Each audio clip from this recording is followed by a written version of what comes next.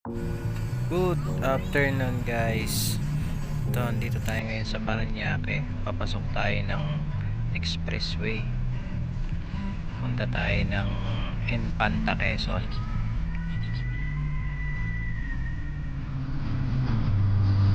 Yun guys, tuloy-tuloy pa rin ang biyahe sa express.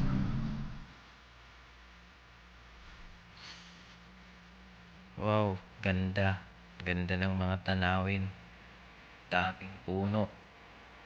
Bandang Quezon na tayo. Eto guys, malapit na tayo sa may Infanta, Quezon. Papasok tayo ng bayan ng Real. Dadaanan natin yung mga palaisdaan dito. Maraming mga nagtitinda ng isda. Lalong lalo na yung tuna.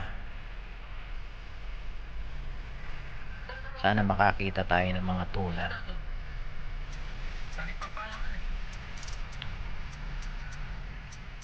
Yan guys, may mga napicturan kaming tuna.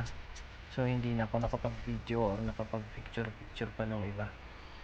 So ayan, dito na kami sa sa cottage namin sa Blue Pavilion. Yun, nag-prepare kami ng pagkain. Medyo gabi na kasi kami nakarating. Nag-ihaw kami dyan ng tuna, yung maliit lang na tuna, liempo, saka pusit na malaki. Inihaw namin. Nasa Blue Pavilion pala tayo ngayon. Samahan nyo kami. Bali, nagkaroon kami ng konting kasayahan lang dito. Yan, mga nag-inuman kami sa tabi ng dagat. Hating gabi na, bawal maligo ng gabi. Inom-inom na lang kami sa tabing dagat.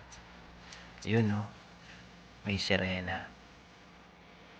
Yun, konting banding-banding ng mga ka-workmate hanggang sa meron ng natulog, meron ng mga napagtripan. Ayan, alak pangor. Alak pangor. Ayan, hanggang sa natulog na lang dyan. Ito guys, umaga na to. Yan yung bukang liwayway.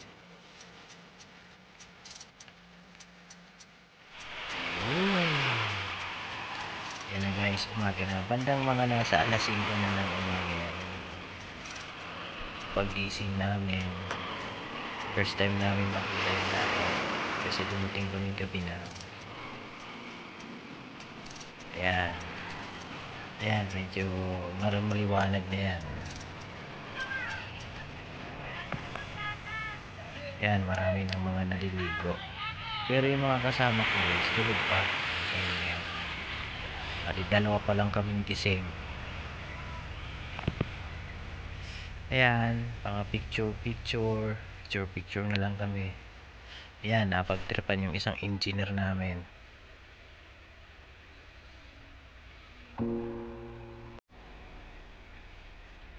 Napagtripan.